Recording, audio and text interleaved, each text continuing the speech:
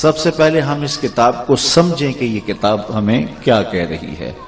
کاش کہ گلی گلی اس کا اہتمام ہوتا، ہماری درسگاہوں میں، ہماری دانشگاہوں میں، ہمارے سکولوں میں، ہماری یونیورسٹیوں میں، ہماری نجی محافل کے اندر، ہمارے گھروں میں اس کے ابلاغ کا سلسلہ ہوتا تو آج یہ امت من حیث القوم ایک باوقار امت ہوتی۔ خیر، ہمیں اپنی کوششوں کو بہر صورت جاری رکھنا چاہیے، اور جو میرے ذمہ ہے وہ مجھے ادا کرنا چاہیے، جو آپ کے ذمہ ہے وہ آپ کو ادا کرنا چاہیے۔ میں سب سے پہلے مبارکباد دیتا ہوں ان نوجوانوں کو کہ جنہوں نے اس مقدس کاز کے لیے اپنا وقت صرف کیا اور گلی گلی کوچا کوچا لوگوں تک دعوت پہنچائی۔ اگرچہ آج کل دعوتی عمل کافی آسان ہو گیا ہے، جدید جو وسائل ہمیں دستیاب ہیں ان کے ذریعے، لیکن اس کے باوجود بھی وقت درکار ہوتا ہے۔ تو میں یہ خاص طور پہ اللہ کی کرم نوازی سمجھتا ہوں جن نوجوانوں نے اس عادت برے لمحوں کو اختیار کیا اور یہ ذمہ اپنے ذمے لیا۔ باقی اس کی برکتیں انشاءاللہ انہیں اللہ دنیا میں بھی نصیب کرے گا اور آخرت میں بھی نصیب فرمائے گا۔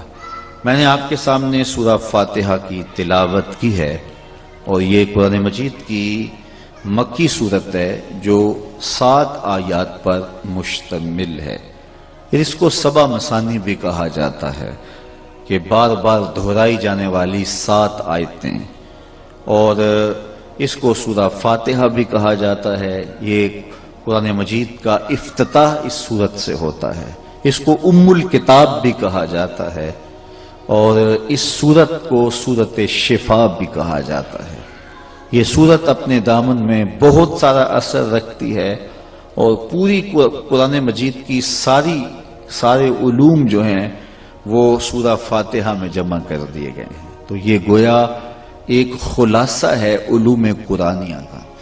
اگرچہ ہماری عقلیں، ہمارا فہم ناقص ہے، تو ہم اس سے وہ موتی نہیں حاصل کر پائیں گے جو کہ اس کے دامن میں موجود ہیں، لیکن ہم اس سے خیرات ضرور حاصل کریں گے، اور اس کے لیے توجہ اور انہماک ضروری ہے۔ ویسے میں تو جو تقریر ہوتی ہے جس کو خطاب کہتے ہیں اس میں بھی گریز کرتا ہوں کہ کوئی نعرہ بازی کا ماحول پیدا ہو، لیکن یہ درس قرآن کا خالص ماحول ہے، تو اس کو انہماک اور توجہ کے ساتھ ہی سنا جائے تو فہم کا انداز زیادہ بابرکت رہے گا۔ تو چونکہ بعض حضرات سننے کا بھی ایک مخصوص سٹائل رکھتے ہیں، تو وہ پھر اپنے اظہار کیے بغیر نہیں رہ سکتے۔ جس طرح بعض خطبہ وہ کسی ایسے مجمع میں چلے جائیں کہ جہاں لوگوں کا مزاج ان کے مزاج سے ہم آہنگ نہ ہو، تو پھر وہ مجبور کر دیتے ہیں لوگوں کو کہ تم ضرور ہی سبحان اللہ کہو اور ہاتھ جو ہے وہ بہت اونچا کھڑا کرو۔ تو بعض کا وہ لوگ نہیں بھی کر رہے ہوتے اور پھر وہ جلال میں بھی آ جاتے ہیں۔ تو بہرحال آپ کو اور مجھے تھوڑا سا مل کے چلنا ہوگا۔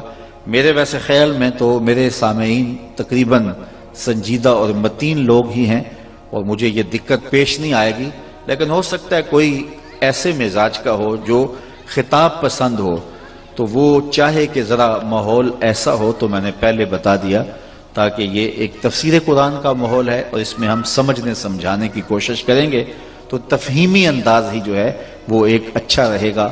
تو صرف مجھے آپ کی توجہ چاہیے، اثر کرے نہ کرے سن تو لے میری فریاد، نہیں ہے داد کا طالب یہ بندہ آزاد۔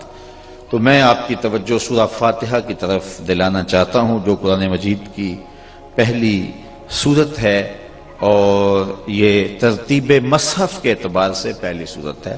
ویسے تو جو ہے وہ سب سے پہلے اقرا بسم ربک الذی خلق یہ آیات نازل ہوئی ہیں۔ تو یہ سورت 7 مثانی ہے، یہ سورہ شفا ہے، یہ سورہ رحمت ہے، یہ سورہ نور ہے، یہ سورہ ام القرآن ہے، سورہ فاتحہ ہے۔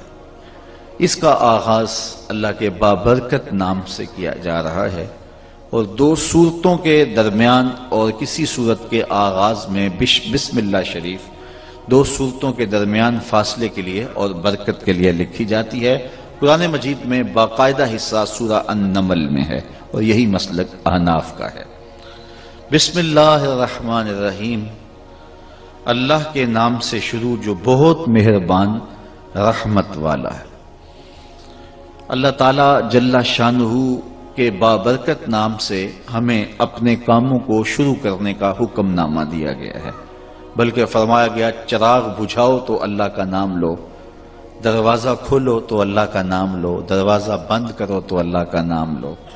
جو بھی عمل خیر ہم کریں تو اس میں اللہ کے نام سے اس کو شروع کرنے کی ہمیں ترغیب دی گئی ہے۔ برتن ڈھانپیں تو اللہ کا نام لیں، کھانا کھاتے ہوئے اللہ کا نام لیں، اور پانی پیتے ہوئے اللہ کا نام لیں۔ تو ہمیں اللہ کا نام لے کر کے اچھے کام شروع کرنے کی ترغیب دی گئی ہے اور حکم نامہ ہوا ہے۔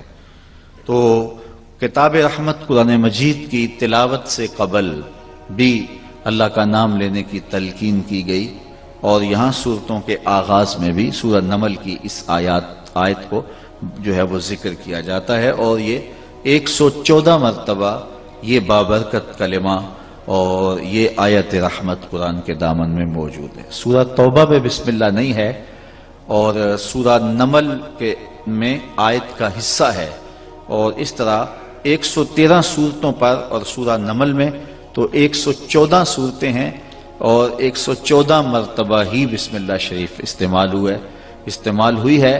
سورہ توبہ میں نہیں ہے تو سورہ نمل میں 2 مرتبہ ہے۔ بسم اللہ الرحمن الرحیم، اللہ کے نام سے شروع جو بہت مہربان رحمت والا۔ لفظ اللہ تعالی جل شانہ کا ذاتی نام ہے، اس کے ویسے صفاتی نام بھی ہیں، معروف نام اس کے صفاتی 99 ہیں، اور علماء نے اس کی تعداد سینکڑوں تک لکھی ہے، لیکن جو اس کا ذاتی نام ہے وہ اس میں جلالت لفظ اللہ ہے۔ اس کے بارے میں علماء کا اختلاف ہے کہ یہ اس میں جو الف لام ہے یہ نفس کلمہ کا ہے یا یہ تعریف کا ہے۔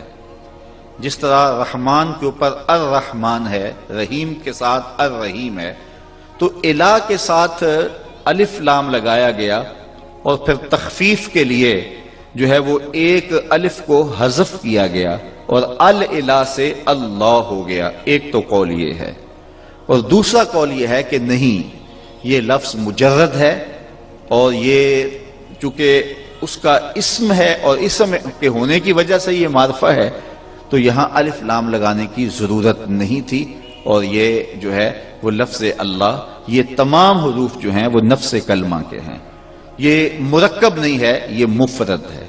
ایک قول یہ ہے کہ مرکب ہے الہ سے اور لام تعریف سے، اور دوسرا قول یہ ہے کہ الف لام جو ہے یہ نفس کلمہ کا ہی ہے، یہ معرف باللام نہیں ہے۔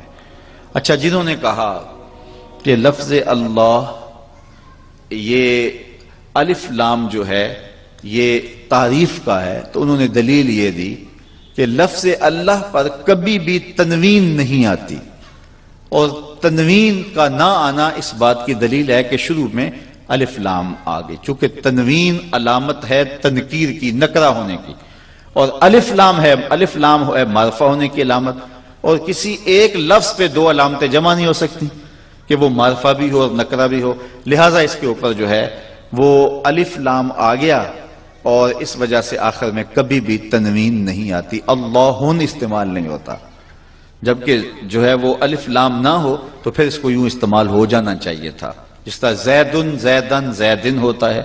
تو یہ لفظ اللہ ہے، اس کے اوپر لفظ اللہ ہے یا للہ ہے، نیچے زیر آ گئی، 2 زیریں نہیں آئیں گی، 2 زبریں نہیں آئیں گی، 2 پیشیں نہیں آئیں گی، تو یہ اس بات کی دلیل ہے کہ یہ الف لام جو ہے تعریف کا ہے۔ یہ ہے ان کا قول جو اس کو معرف باللام مانتے ہیں۔ دوسرا قول یہ ہے کہ جو لفظ معرف باللام ہو، میں ان لفظوں پہ آپ کی توجہ ذرا چاہ رہا